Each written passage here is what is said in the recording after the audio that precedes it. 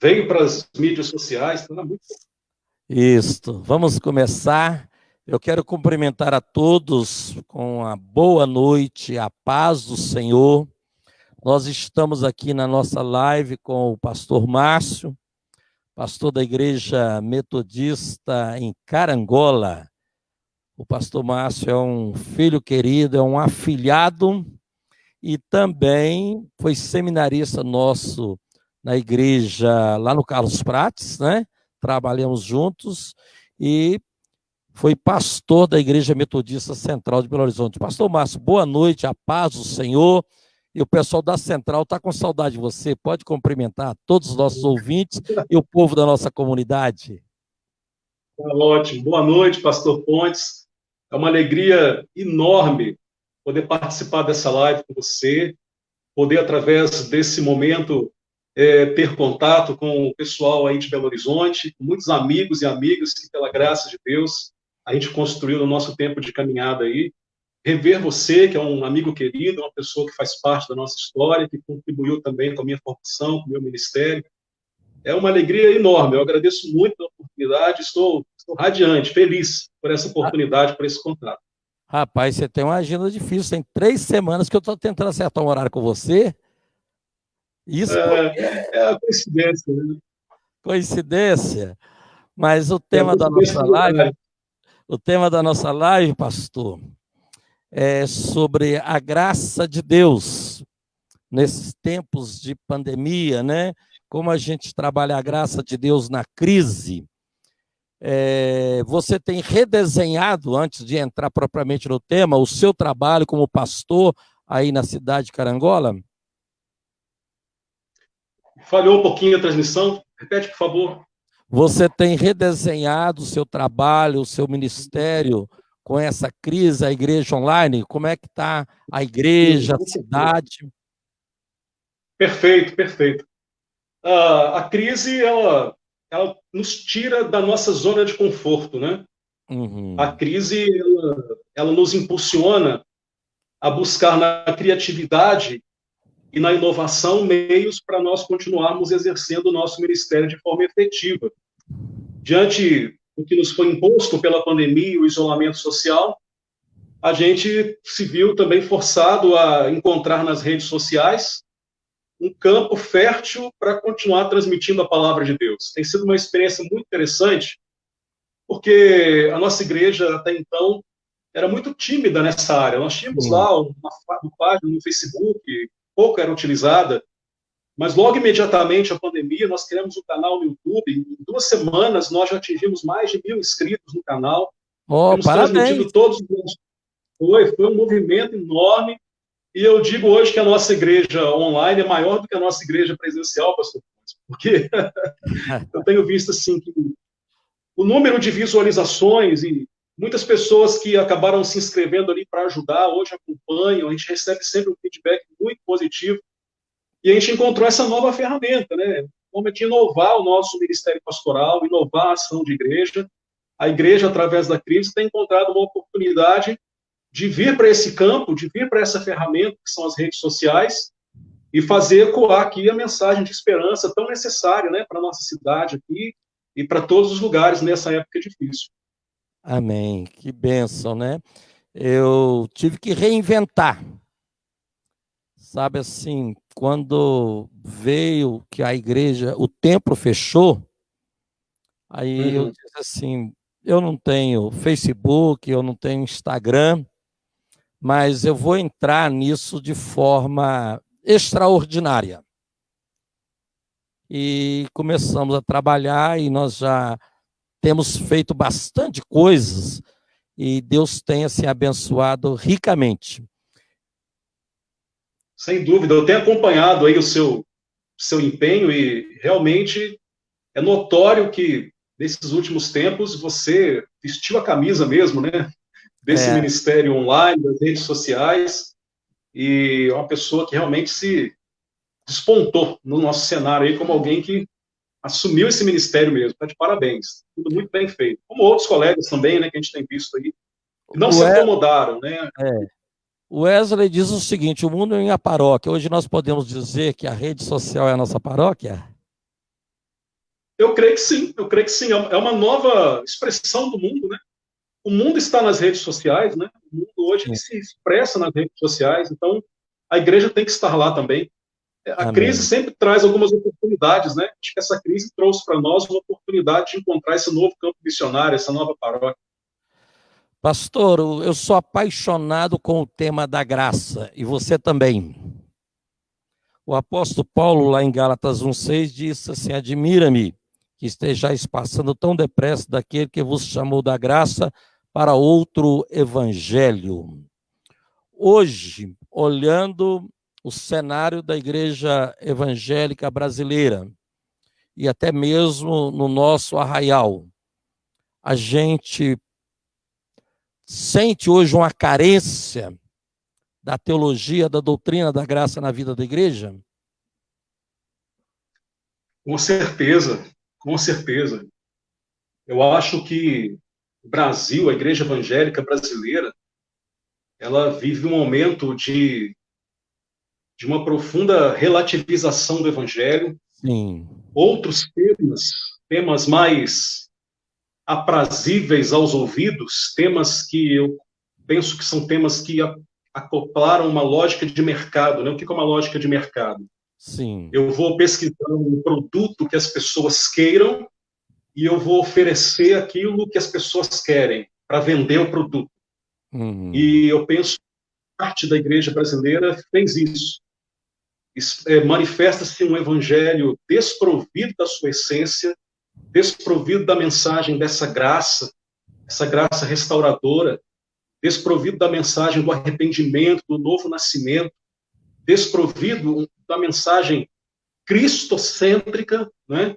E Uhum. um evangelho adaptado, um evangelho fragmentado, que apresenta teologias mais aprazíveis aos ouvidos, como triunfalismo, prosperidade, para tentar atingir uma demanda de mercado, um interesse maior de um público, mas que não transmite a verdade. É um evangelho fraudulento, é um evangelho líquido, é um evangelho diluído. Nós Diluído. precisamos, e esse tempo de crise pode ser uma grande oportunidade, né, pastor Pontes? Sim. Da doutrina da graça, da pregação do evangelho, voltar a ser aquela que traz a sua essência.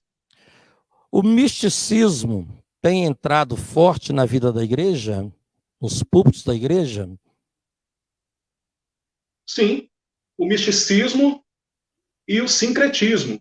E o A sincretismo, a gente percebe mistura? o sincretismo, né? Acho que as duas coisas. O sincretismo, a gente está dizendo dessa mistura de Sim. crenças, né? Veja bem, como as duas coisas estão presentes e uma atrás da outra. Até alguns anos atrás, algumas décadas atrás, quando nós falávamos de alguns elementos ou de algumas práticas, prontamente nós as associávamos com coisas ligadas ao misticismo ou até ao ocultismo. E Sim. hoje, quando nós falamos de certas práticas, nós percebemos que elas estão presentes no arraial evangélico, né? Quando você É. fala, por exemplo, da figura dos objetos ungidos, do sal, de amuletos e de tantas outras coisas onde as pessoas projetam a sua esperança e a sua fé em itens materiais, em objetos materiais, em sensações, você vê que essas coisas entraram mesmo no meio evangélico brasileiro, afastando da verdade, né? A Bíblia diz que nós vivemos pela fé. Fé, ela tem muito mais a ver com aquilo que nós cremos do que com as nossas sensações. Certo. Mas o misticismo, ele explora muito o lado das sensações. Por falta de um discipulado firmado nas escrituras, as pessoas acabam confundindo e acabam achando que a experiência com Deus ela está muito mais nas sensações, naquilo que sente, do que naquilo que crê. E Certo. esse é um campo fértil para a heresia, esse é um campo fértil para o desvirtuamento do evangelho da graça do Senhor Jesus. Meu pastor, vou chamar você de meu pastor, que coisa boa, Isso hein? mesmo, rapaz. É, Eu que fui seu seminarista, rapaz. isso, mas que privilégio estar com você aqui, tratando esse tema. Na Reforma Protestante, Lutero, ele pega na porta da igreja em Wittenberg 95 teses. Ele trabalha protesta contra as indulgências. Naquela época, a pessoa pagava pela indulgência, recebia o perdão de pecados, recebia um pedaço, um espaço no céu, vamos de forma bem simples e popular. Nós temos hoje na igreja evangélica, aquilo sucedeu na história da igreja na Idade Média, que alguns chegam a dizer que era um período de trevas. Hoje, nós temos indulgências modernas. Nós precisamos, como alguns pastores sérios têm dito, e pela graça de Deus, nós queremos estar entre eles, nós precisamos, justamente por isso, de uma nova reforma, de Sim. resgatar os princípios da reforma, de sermos uma igreja reformada. Nós ganhamos, só um parênteses, nós ganhamos um púlpito para a nossa igreja aqui em Carangola, e nós mandamos fixar no púlpito da igreja, pastor Pontes, os 5 pilares da reforma protestante. Oh, maravilha! Eu acho que, tira uma foto, igreja manda para nós, rapaz. Mandarei, vamos saber. Hoje, coincidentemente, né, eu estava assistindo a uma comunicação de um grupo religioso forte no nosso país, que caminha muito por essa vertente do misticismo e do sincretismo. E eu tive conversando com algumas pessoas hoje, né, lá no gabinete pastoral, algumas pessoas que trabalham com a gente, eu dizia, quando nós pensamos que não vamos nos assustar com mais nada, a gente se surpreende com as coisas que a gente acaba ouvindo. Então, hoje, um desses movimentos fortes aí na mídia do Brasil estava justamente lá lançando uma campanha, um movimento de uma semente, né? E essa pessoa, né, esse pretenso apóstolo, dizia que a única maneira de vencer a crise do coronavírus era semeando. Sim. Então, você faria um compromisso de uma semente de R$1.000, uma semente de R$500, uma semente de 200, uma semente de 100, para você, através dessa semeadura, alcançar a bênção de Deus para vencer esse momento. Ora, em que isso difere das indulgências com as quais Lutero tanto se opôs? Em que isso se difere daquele estado de trevas que a igreja viveu no período da Reforma Protestante? Então, esse é um de muitos outros exemplos, né? Onde a questão financeira, onde a questão do dinheiro, ela tem sido colocada como um caminho, um meio para que as pessoas alcancem a graça de Deus. Isso é um absurdo. Isso tem que ser denunciado por aqueles que são comprometidos com a palavra de Deus. E nós, enquanto pastores metodistas, enquanto igrejas metodistas, nós precisamos manter firme a nossa postura de manter a nossa coerência com esses princípios da reforma e com a nossa tradição, né? A graça do Senhor é que nos alcança. Amém. Nós somos eternos devedores. Amém. O Senhor nos abençoa pela graça dele. Não pelo que somos, não pelo que fazemos, mas apesar do que somos e apesar Amém. Do que fazemos. Isso é a maravilhosa graça do Senhor. Meu pastor, uma outra pergunta que quero fazer para você é o seguinte: a reforma, eu sou apaixonado com a reforma, com Martinho Lutero. Uhum. A história da reforma diz que a reforma descobriu a Bíblia, tá? Mas na época da reforma eles tinham Bíblia, eles tinham teologia, tinha estudos, tinha seminário.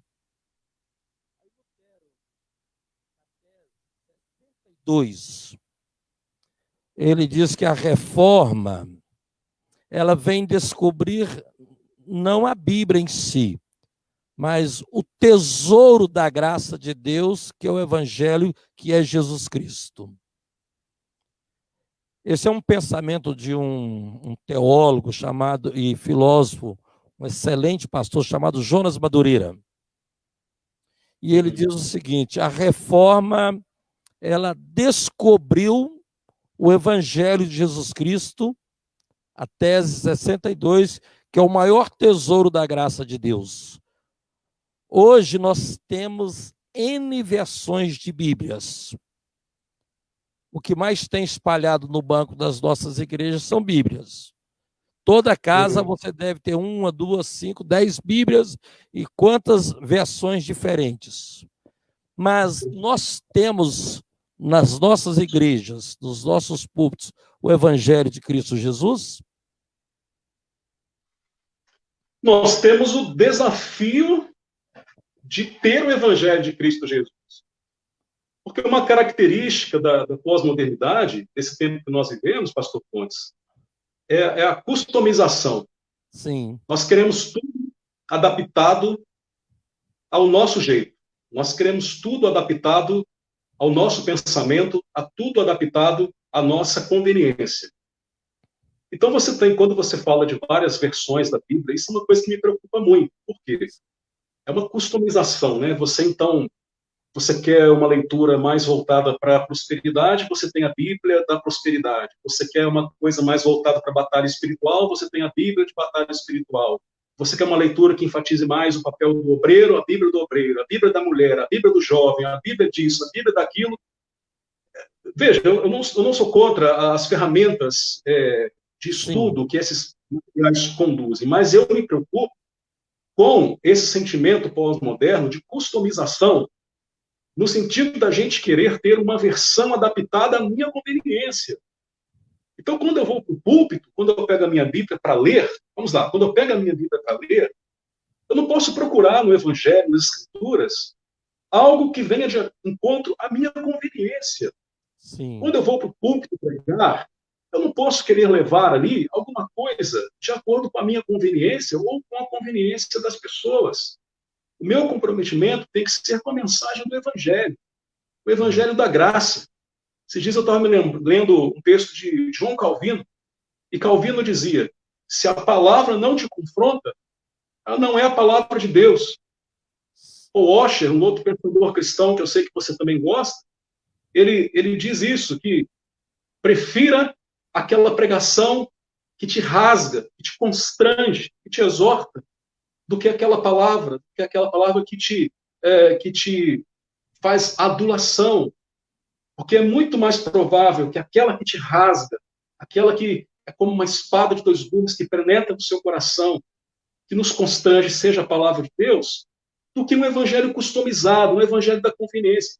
Olha ao nosso redor e veja, nós temos igreja para tudo quanto é gosto. Sim. Nós temos evangelho para todos os públicos, é uma customização. Então, eu procuro no evangelho não a mensagem de Cristo, não a palavra de Cristo, mas a palavra que vai ser mais conveniente ao que eu quero. Então, nós temos o evangelho da graça, ele está aí diante de nós. O que nós temos é um desafio para a nossa geração, para esse tempo, de não abrir mão de pregar esse evangelho.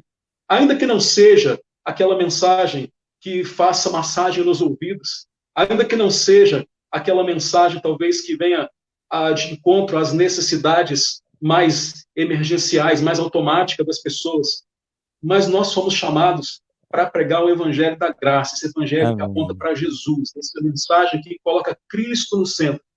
Nós não podemos ser antropocêntricos na nossa pregação do evangelho, né, pastor? Nós temos que ser cristocêntricos. Glória a Deus. Eu li um livro que me marcou muito, entre muitos livros que a gente assim, acaba sendo impactado, o Evangelho Maltrapilho. Ele fala do escândalo da graça. E um pastor foi numa igreja nos Estados Unidos pregar, e ele apresentou os fundamentos da doutrina da graça. E quando chegou na porta, um dos diáconos, um dos obreiros, estava conversando com o pastor da igreja, né? E disse o seguinte, não viu que o pregador estava aproximando, e disse o seguinte: rapaz, o pastor apresentou todos os pontos doutrinários, falou sobre a doutrina da graça, mas em nenhum momento ele falou o que é que nós temos que fazer. E neste livro, o autor, ele fala que na doutrina da graça, Jesus já fez tudo por nós, que nós temos hoje uma prática religiosa de obras. Eu tenho que fazer as coisas para ser abençoado, eu tenho que fazer para merecer. Este é o eixo central desse livro da graça. Como você vê isso hoje? as pessoas tendo que fazer as coisas, tendo que dar, como você citou aí um exemplo, né? De tanto de oferta, tanto de semente, para ser abençoada, até para se livrar do coronavírus. São situações que a gente fica realmente estarrecido, né? Mas é aquilo que a própria Escritura já nos adverte, né? O povo, inclusive o povo do Senhor, muitas vezes é destruído, é enganado, porque lhe falta o conhecimento das Escrituras. Lhe falta o conhecimento da palavra de Deus, para não se levar por esta prática que exclui a graça das nossas vidas e nos faz viver novamente sobre a lei. Ou seja, eu consigo as coisas pelo meu merecimento. Eu recebi porque eu fiz isso que me qualificou para receber. Ora, Sim. vamos deixar bem claro, o Evangelho não é o Evangelho do merecimento. Pastor Pontes, irmãos e irmãs que nos acompanham, vamos combinar uma coisa, deixar bem claro. Nós jamais seremos merecedores de coisa alguma. Certo. Em nós não há mérito algum. Amém. E essa é a beleza do Evangelho. Esse é o poder do Evangelho. Mesmo sendo eternos devedores, mesmo jamais sendo merecedores de algum favor, Deus nos amou tanto a ponto de dar o seu Filho para morrer por nós. Ele nos amou primeiro, nós não merecíamos, nós não o amávamos. E pela graça ele se entregou por nós. Nós não seremos salvos pelo que fazemos ou pelo que deixamos de fazer. Nós seremos salvos pelos méritos de Cristo e não pelos nossos méritos. Amém. Pela graça somos salvos mediante a fé. Olha, essas palavras, resgatar essa memória, me dá uma sensação, um calor no coração, porque é maravilhoso descobrir isso. Eu sou pecador, eu sou falho, mas eu sei que eu sou salvo, porque apesar de pecador, eu sou salvo pelo mérito de Cristo. Se fosse pelo meu mérito, se fosse pelo seu mérito, nós estaríamos perdidos. Verdade. Por melhor que estejamos, por mais que façamos, ainda não seria suficiente. Somos salvos pela graça, mediante a fé em Cristo Jesus. Nós precisamos ensinar isso, nós precisamos pregar isso. Nós precisamos, enquanto pastores, comprometidos com a palavra de Deus, fazer a diferença. Porque muitas pessoas estão com os olhos vendados, Certo. Estão sendo guiados por falsos pastores, estão sendo guiados por cegos. São cegos guiados por cegos. E nós precisamos e oramos para que nós, enquanto igreja metodistas, sejamos uma voz que clama a verdade do Evangelho, que prega a salvação pela graça, que ensina para as pessoas que somos pecadores, nada que acontece conosco, nada que nos alcança de bondade é por merecimento. Por melhor que sejamos, por mais que nos esforcemos, tudo é pela graça de Deus. É por ela que vivemos, é por ela que nos movemos. Essa é a maravilhosa graça do Senhor Jesus. Glória a Deus. Eu vejo muito as pessoas com culpa, sentindo assim, eu fiz tudo. É muito comum eu encontrar pessoas dizendo, eu orei, eu jejuei, eu dei dízimo e Deus não me abençoou. Eu sinto que tudo que eu faço não é suficiente. Por quê? Porque ela não entendeu. Ela não entendeu. Ela está parecendo John Wesley, né? John Wesley viveu esse drama na vida dele. Seria interessante a gente relembrar aqui, né? Sim. John Wesley, até a experiência do coração aquecido, foi quando ele teve esse discernimento, né? Você conhece essa história há mais tempo do que eu, melhor do que eu. Você se lembra que John Wesley, durante muitos anos da sua vida, ele tinha esse entendimento, né? Que ele tinha que fazer para conseguir, fazer para alcançar a salvação. Só que por mais que ele fazia, por mais que ele se desdobrava, ele não sentia ainda a salvação, né? Que não era merecedor. Até um dia que ele entendeu, né, que nós somos salvos pela graça, que nós somos justificados por Cristo, é pelo mérito de Cristo, não pelo nosso mérito. As pessoas que pensam que às vezes se decepcionam com Deus, a gente tem hoje um fenômeno, né, pastor Pontes, dos desigrejados, um fenômeno no Brasil, São justamente essas pessoas que o irmão lembrou, né? São pessoas que falaram, eu fiz e não aconteceu comigo. Essas pessoas, muitas delas vieram à igreja iludidas por um falso evangelho. Um evangelho do toma lá da cá. Um evangelho do merecimento da pessoa. Um evangelho do faça para receber. Elas não tiveram a sorte ou a oportunidade de encontrar um púlpito comprometido com o evangelho. Um púlpito que ensina que, claro, nós temos que dedicar os nossos dons ao Senhor, nós temos que procurar viver em santidade, nós temos que procurar dar frutos da nossa vida com Deus, mas precisa, acima de tudo, entender que por mais que eu faça, eu sou eterno devedor, eu não sou merecedor. Tudo que me alcança é pela graça do Senhor. O dia que eu achar que eu recebi alguma coisa porque eu mereci, eu estou cometendo um erro, estou me afastando dessa bênção, desse tesouro que é a graça de Deus. Há uma canção, me permite, só para concluir esse raciocínio, há uma canção que eu sempre me lembro dela e falo dela quando a gente menciona a graça. É uma expressão que diz assim, não tenho palavras para agradecer a tua bondade. Dia após dia me cercas com fidelidade. E aí vem o refrão. Nunca me deixe esquecer de que tudo que tenho, tudo o que sou e tudo o que eu vier a ser vem de ti, Senhor. Aleluia. Isso é o conceito da graça. Tudo que eu sou, tudo que eu tenho e tudo que eu vier a ser não é mérito meu, não é conquista minha, é graça de Deus. Quando eu entendo a graça, eu descanso na graça e eu sou alcançado por essa graça. Amém. E ainda que eu não receba aquilo que eu gostaria de receber, vem a expressão do apóstolo Paulo, a tua graça me basta, Amém. porque ela é melhor do que a própria. Aleluia. Glória a Deus.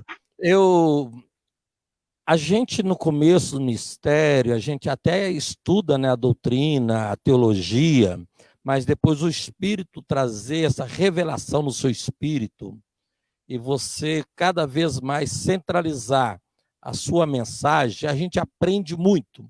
Eu quero dar um exemplo para você, porque eu quero provocar você com a parábola dos trabalhadores.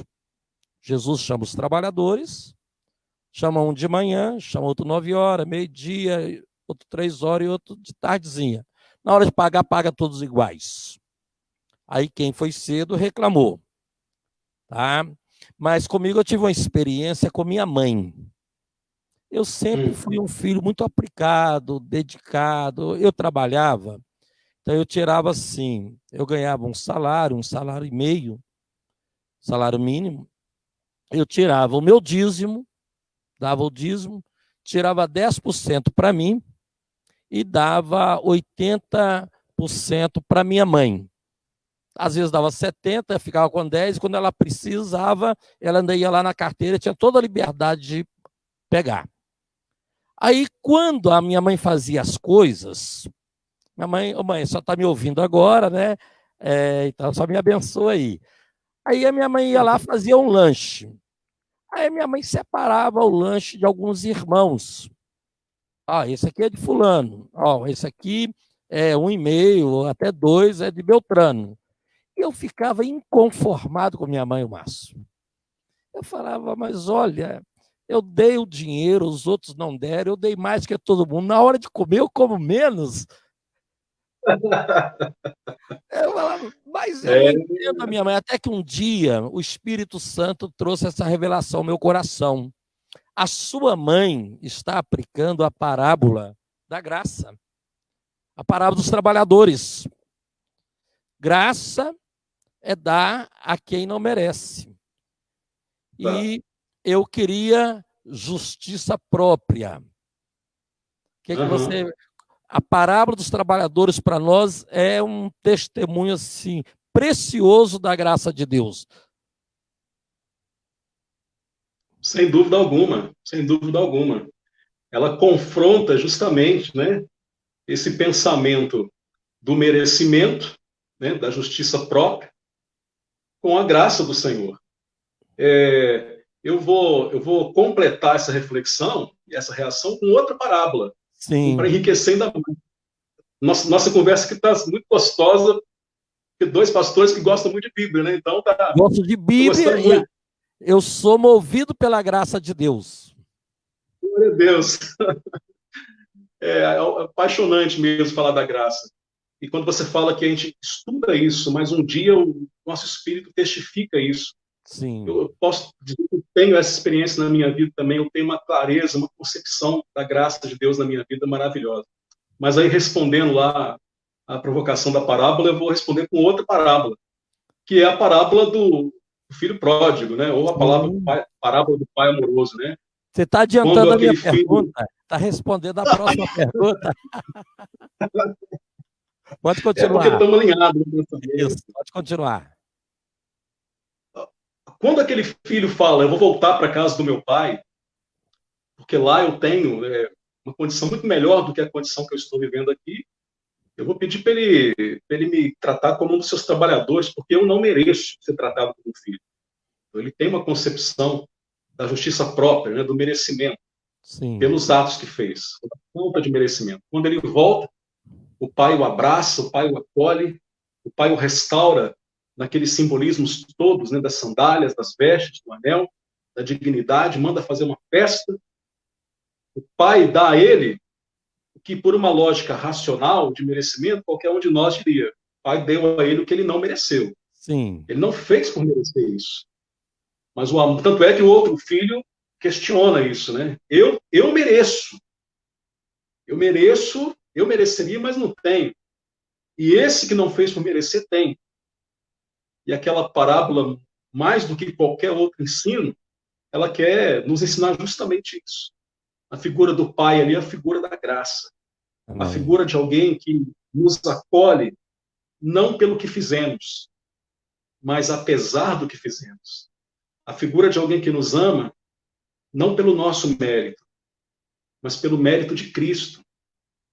Por isso que a gente é apaixonado por Jesus, né? Amém. Nós somos justificados nele. Eu sou imperfeito, mas ele foi perfeito por mim, não é pelo meu mérito, é pelo mérito dele. É pelo mérito dele. Glória então, quando aquele filho volta e é abraçado e é restaurado, ali nós temos uma manifestação e um ensino simples e poderoso da graça. A graça não é pela justiça própria. A graça é pelo amor do Pai. E é isso que nós precisamos aprender e divulgar e, sobretudo, experimentar no nosso coração. Você falou da sua experiência aí com a sua mãe, uma experiência particular que despertou em você a graça. Daqui, se tiver tempo, eu quero te mostrar alguma coisa que está no alcance da minha mão aqui. Pode mostrar. Foi para mim uma experiência da graça. Pode. No tempo oportuno, eu estico a mão aqui e vou contar para você rapidamente essa experiência que eu tive. A parábola do filho pródigo poderia ser chamada, então, a parábola do pai amoroso, a parábola da graça? Eu acredito que sim. Eu acredito sim. Quando a gente fala da parábola do filho pródigo, muitas vezes a gente coloca muito mais ênfase na questão da rebeldia e na questão da figura. Eu sempre entendi essa parábola como a figura central na reação do pai, na atitude do pai, né? O pai ali representa o Senhor, representa Deus, né? E o ensino maior ali é o ensino da graça. Claro Sim. que há ali uma riqueza do arrependimento, né? Do quebrantamento, enfim, há muitas lições ali, mas, sem dúvida alguma, o centro dessa mensagem é a mensagem da graça. Esse pai que recebe um filho pecador, eu sou aquele filho, nós podemos ser que pecou, que se afastou, mas que, sem merecer, é acolhido. Pastor Pontes, quando a igreja, quando as pessoas entendem isso, o nosso sentimento de adoração ao Senhor é muito maior. Glória a Deus. Uma igreja reunida, como a gente está com saudade disso nesses dias, né? Saudade do povo aí de Carangola, né, meu pastorzão? Tá com saudade do pessoal de Carangola? Não, elas expressam ali a adoração, porque elas amam a esse Deus, elas entendem o que ele fez por elas. Ele nos acolheu, ele nos amou, apesar do que fomos, apesar do que fizemos. Eu não mereço, mas eu sou salvo. Eu não mereço, mas Cristo morreu na cruz por mim. Isso é maravilhoso. Glória por isso que crê na graça é uma pessoa que tem estabilidade, não é aquela pessoa que sai da igreja, que abandona, que vai e volta. Não. Mesmo nesses tempos de pandemia, nesses tempos de dificuldade, estão firmes. Porque o que os faz amar a Deus não é os benefícios que Deus faz, mas é a graça do Senhor que os alcança. Amém. O amor nos amou primeiro, independente. Por isso que nós o amamos. Eu, pastor, Por isso que nós o amamos. eu vou deixar depois você apresentar aí a sua Para contar a experiência, história. tá? Você me lembrou de uma Mas história. Abraão está numa terra estranha, pagã. Abraão, Deus o chama. Abraão foi justificado pelas obras ou pela fé? E Deus, a Bíblia diz que ele imputou a atitude dele como justiça. Mas você olha quem era Abraão e como a graça de Deus atuou na vida dele.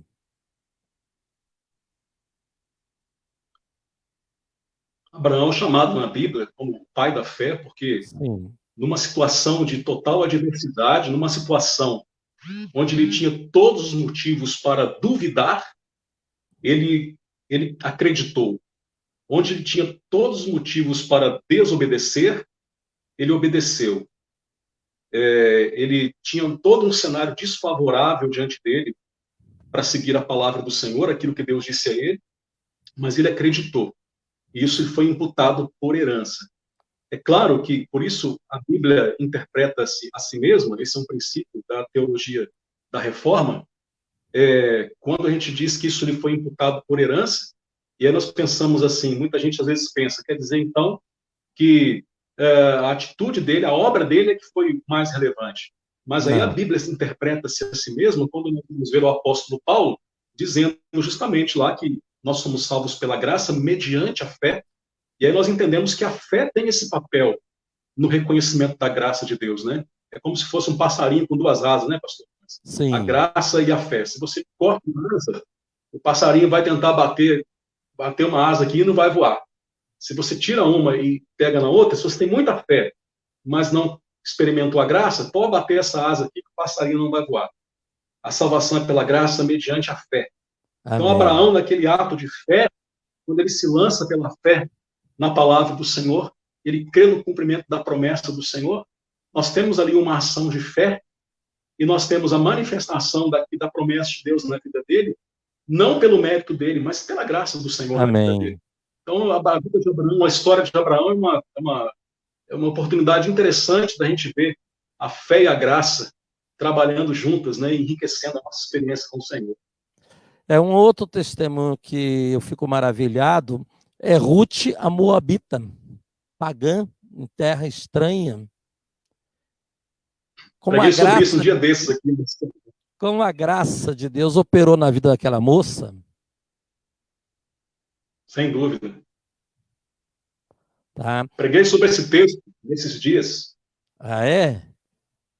Então, falando sobre a restauração de Deus, né, nas nossas vidas, sobretudo nesse tempo de perdas, sobretudo nesse tempo de incertezas, né? Agora, a restauração de Deus na vida dela acontece mediante justamente a experiência que ela tem com a graça do Senhor, com a fé e com a graça, né? porque ela estava em crise, Porque quando uma época de crise, fome, uma época que o sogro morre, depois sim, o esposo morre, o cunhado morre, ela deixa a sua terra. Como o nosso tema é a graça de Deus na adversidade, na crise, né? Aí é um exemplo muito impactante. Pode concluir. sem dúvida alguma. Não, e o que eu acho que foi o diferencial na vida dela, para ela experimentar essa restauração em tempos de crise, foi justamente a experiência que ela teve com o Senhor, quando ela, apesar de até aquele momento não conhecer o Senhor, mas quando ela decide ir para Belém, né, seguindo a sua sogra, e ela dá uma declaração que foi o divisor de águas na vida dela. Quando ela diz, então, que mesmo diante daquele cenário, ela declara: onde tu fores, irei, o teu Deus será o meu Deus. Então, quando ela se lança na presença do Senhor, quando ela conhece ao Senhor, quando ela faz essa declaração de quem é Deus na vida dela, é que a graça do Senhor começa a se manifestar de forma mais efetiva na vida dela. Amém. O que mais uma vez nos mostra, né, pastor Pontes, essa relação tão íntima, tão poderosa entre a graça e a fé. Essas duas asas, né, que precisam bater juntas. Antes da restauração acontecer na vida dela, ela dá esse passo, ela faz essa declaração. Certo. O teu Deus será o meu Deus. Então, que Deus? É esse Deus de graça. É esse Deus que restaura. É esse Deus que, quando a gente se lança diante dele, crendo no poder dele, e não no nosso poder, crendo na capacidade dele, e não na nossa capacidade, esse Deus faz toda a diferença na nossa vida e a gente pode experimentar a restauração em tempos de crise, como ela experimentou. Se me permite, rapidamente, eu cheguei Aí no culto pode agora, permite o seu testemunho. Eu estava... Muito bem. Vou sair de cena só um pouquinho, Sim. porque você me lembrou de algo que tem muito a ver com essa descoberta da graça. Certo. Eu espero que eu não me engane. Que coisa boa, né? A graça é o favor imerecido. Pode continuar, pastor. Pastor Pontes, a gente estuda a graça. As pessoas que estão nos acompanhando aí já ouviram pregações, escolas dominical sobre a graça. Mas às vezes é numa experiência pessoal que o Espírito vai nos dar essa experiência. Amém. Vou mostrar uma... Isso aqui, tá vendo essa pedra? Tá dando para ver aí? Tô vendo. Vou colocar aqui. Essa pedra eu ganhei, foi um presente que eu ganhei de um amigo. É uma pedra comum, ela não tem... Eu aguardo com carinho aqui no meu escritório. Ela não é uma pedra preciosa, ela não tem nenhum valor. Mas, junto com essa pedra, veio um bilhete que está aqui plastificado. Olha que bonito. Nesse bilhete, e olha a experiência da graça. E eu espero que isso toque no coração das pessoas que estão nos acompanhando, que elas possam ter esse encontro com a graça de Deus. Esse bilhete diz mais ou menos o seguinte, para resumir. Márcio, esta pedra foi tirada do alto do Pico da Bandeira. É uma região pertinho aqui da nossa cidade, o Pico da Bandeira. Essa pedra foi tirada lá do alto do Pico da Bandeira. Ela representa todo sonho, toda conquista tem um preço.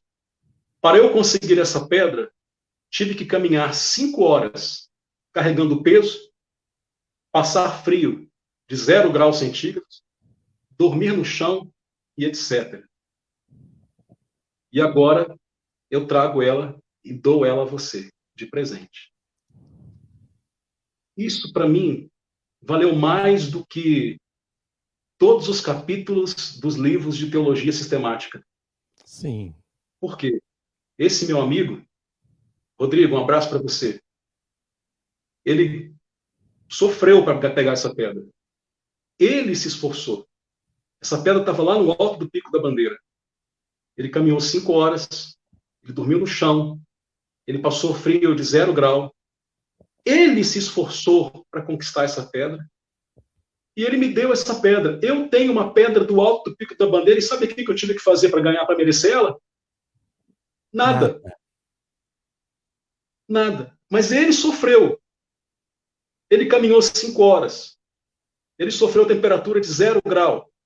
Ele dormiu no chão para chegar lá em cima. Então, o mérito é dele. Quem sofreu foi ele. Quem conquistou foi ele. Mas a pedra é minha. Ele me deu. Eu não caminhei 5 horas. Eu não dormi no chão. Eu não passei frio. Mas a pedra é minha. Me foi dada. Quando eu ganhei isso, essa simplicidade desse presente, eu tive um despertamento, um entendimento enorme, tem alguns anos já, e eu tenho isso guardado aqui no meu escritório. E eu me lembro que foi isso que Jesus fez por mim. Jesus pagou o preço, Jesus sofreu por mim, Jesus morreu por mim naquela cruz, Jesus fez tudo. Foi ele que sofreu. Foi ele que enfrentou a morte. Foi ele que levou o preço do nosso pecado. Ele conquistou a salvação pelo mérito dele. E o que Jesus fez? Ele nos deu a salvação. Pela graça sois salvos. Então, essa experiência simples, esse presente tão simples, tem um lugar muito especial na minha vida. Porque eu não tive que sofrer para alcançá-lo. Eu não tive que pagar o preço necessário para conquistá-lo. Alguém fez isso por mim e está aqui, ó, na minha mão. é meu. Alguém fez por mim e eu Amém. ganhei sem merecer. Isso é a graça do Senhor. Experiências simples, experiências cotidianas da vida da gente, como você compartilhou a sua, e quando você compartilhou a sua, eu me lembrei dessa minha. Obrigado pela liberdade de compartilhá-la aqui, mas eu acho que isso toca no coração das pessoas mais do que um seminário, mais do que um compêndio de teologia. A graça do Senhor é maravilhosa e por isso que nós amamos ao Senhor Jesus. Pastor, eu queria que você orasse pelo nosso pessoal, desse uma palavra. Nós ainda temos 10 minutos. Que você pudesse dar uma palavra, orar pelo nosso povo, orar pelos nossos ouvintes.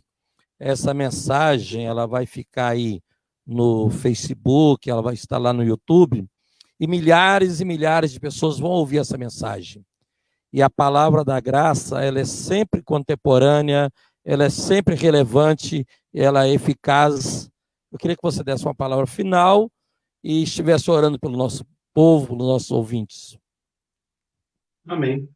Bom, eu quero, então, primeiramente, agradecer, Pontes, pelo convite, pela oportunidade, Depois você vai cumprimentá-lo. agradecer, pode ficar tranquilo, vai ter tempo Então para tá bom. agradecer. Então tá bom, maravilha. Bom, meus irmãos e minhas irmãs que nos acompanham, nós estamos vivendo um tempo difícil. Vamos ser realistas, né? Não vamos negar a realidade dura que está diante de nós. Mas eu tenho dito aqui na igreja, Metodista Central em Carangola, e tenho dito para as pessoas com quem eu tenho conversado, que esse tempo, apesar de ser um tempo de crise, é também um tempo de grandes oportunidades. Principalmente uma oportunidade de nós provarmos a nossa fé, de reafirmarmos a nossa fé. Eu, quando penso na realidade da fé cristã, da fé evangélica brasileira, comparando com outros países onde a igreja é perseguida, a gente chega à conclusão que até então viver a nossa fé aqui sempre foi muito fácil. Sempre foi muito fácil. Mas agora nós temos um cenário real de dificuldade diante de nós, onde é hora de separar o joio do trigo, onde é hora de nós mostrarmos que a nossa fé em Deus, que o nosso comprometimento com Deus, não é de acordo com as circunstâncias, mas é de acordo com o que Ele é. Amém. Essa é a hora, a oportunidade que nós temos de, como igreja, dizer que nós não o amamos pelo que Ele faz, mas pelo que Ele é. Ele é Senhor, Ele é Salvador.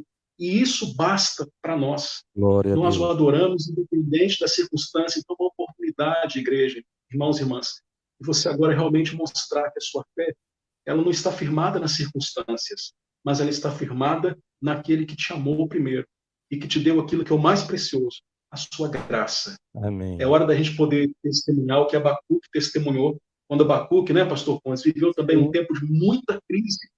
E naquele momento de profunda crise, tudo complicado, o que ele disse? Ainda que a figueira não floresça, ainda que a vide não dê o seu fruto, ainda que nos currais não haja gado, ainda que o produto da oliveira minta, ainda que essas coisas não tinham acontecido ainda, ou seja, está difícil, mas ainda que piore, ainda que fique difícil, eu me alegro no Senhor, eu exulto no meu Deus, o Deus da minha salvação, Ele firma os meus passos, me faz andar com uma força. Eu acho que esse tempo, irmãos e irmãs que nos acompanham, é um tempo da gente declarar isso, que a nossa fé ela está focada no Senhor, nós amamos ao Senhor pelo que Ele é e não pelo que Ele faz. Glória a Deus. Esse tempo vai passar, o que Ele faz é graça, o que nos alcança é graça, mas o que Ele é não muda, Ele é santo, Ele é Senhor, e nós o amamos porque Ele nos amou primeiro. Viva esse tempo com fé, viva esses dias de crise com esperança, tudo vai passar e nós vamos sair desse tempo demonstrando que nós não somos daqueles que estão com o Senhor só quando as circunstâncias são favoráveis. Nós somos daqueles fiéis que estão com o Senhor, ainda que as coisas estejam difíceis, ainda que seja um tempo de adversidade, nós permanecemos fiéis, porque a nossa fé está focada no que Ele é e não no que Ele faz e não nas circunstâncias. Amém. Deus abençoe a vida de todos vocês. Nós vamos se orar, ele fizer, Ele é Deus. Se Ele não fizer, Ele é Deus. E a graça nos basta. Vamos orar? Vamos orar. Senhor, nosso Deus e nosso Pai, eu quero te agradecer pela tua maravilhosa graça. Eu quero te agradecer porque a tua graça enche o nosso coração de alegria. Sim, ó Deus. Eu quero te agradecer porque este tempo é uma oportunidade de levar o teu povo a compreender que o nosso amor por ti não deve estar centralizado nos benefícios que o Senhor faz, mas naquilo que o Senhor é. E o Senhor é um Deus de amor, é um Deus de graça. O Senhor é aquele que nos amou primeiro. O Senhor é aquele que nos amou sem que nós merecêssemos o teu amor. Sim, ó Pai. Isso é graça, Senhor. E Glória a tua a Deus. graça é melhor do que a vida. A Oh, tua Deus. graça é melhor do que as bênçãos materiais. Sim, A ó tua Deus. graça é o que vai nos levar aos céus. Porque Oh, pela Pai. graça nós somos salvos, mediante a fé. Sim, E ó a Deus. salvação não vem de nós. É dom, Glória a presente Deus. do Senhor. Aleluia. Que as pessoas entendam isso. E que esse seja um tempo de salvação. Que esse seja um tempo de conversão. Glória a Que esse Deus. seja um tempo onde os corações se entreguem ao Senhor e Glória a alcancem Deus. em ti a graça. Conheçam a tua graça. Abençoa, Glória a Deus, Deus. cada pessoa que nos ouve. Aquelas pessoas que vão ainda ouvir essa palavra. Que a graça Oh, do Senhor Deus. possa alcançar cada coração e gerar nessas vidas a certeza da salvação em Cristo Jesus. Amém, Jesus. Abençoamos cada pessoa que participa conosco. Em nome de Jesus Cristo. Amém e amém. Amém, Jesus. Aleluia. Glória a Deus. Pastor, uma palavra, eu sempre faço um ping-pong no finalzinho, tá?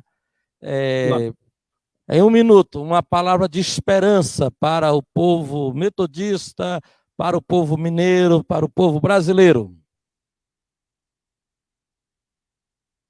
Vou pegar emprestadas as palavras do rei Josafá, quando cercado por uma grande ameaça, cercado por um grande desafio, uma grande crise.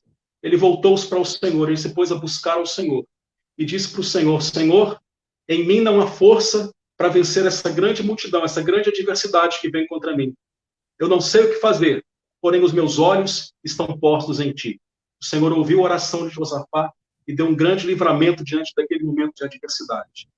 Povo metodista, povo mineiro, povo do Brasil, esse é um tempo de fazermos como Josafá fez diante daquela crise, buscar ao Senhor, reconhecer que em nós não há força, reconhecer até que nós não sabemos o que fazer, mas que acima de tudo isso, e mais importante, nossos olhos estão postos no Senhor.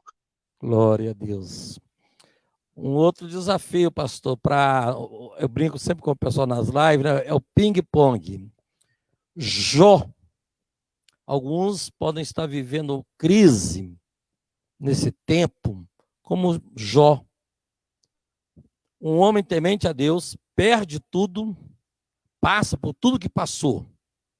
E a graça de Deus triunfou na vida dele. Uma palavra de esperança para quem está na luta, está no sofrimento, na perda, perdeu o trabalho, a empresa está em dificuldade, a igreja passando por essa adversidade. Meus irmãos e minhas irmãs, vocês que estão nesse cenário triste que o pastor Pontes mencionou, nós não estamos isentos de passar por tudo isso. A história de Jó nos mostra isso. Mas eu quero dizer algo a você. Você pode perder algumas coisas, todos nós podemos. Mas há alguma coisa que você não pode perder. Há uma coisa que sempre vai estar com você, que é o seu bem mais precioso, que é a presença de Deus na sua vida. Jó teve muitas perdas, mas ele nunca perdeu a esperança. Ele nunca perdeu a fé num Deus que é capaz de restaurá-lo, num Deus que é capaz de fazer infinitamente mais. Então, a presença do Senhor, essa não vai se ausentar de você. Ainda que outras coisas se ausentem, a presença do Senhor é contigo. Confie no Senhor. Pega na presença do Senhor. Ele é contigo. Nada pode te separar do amor de Deus. Mexer com o pastor crente é uma benção, viu?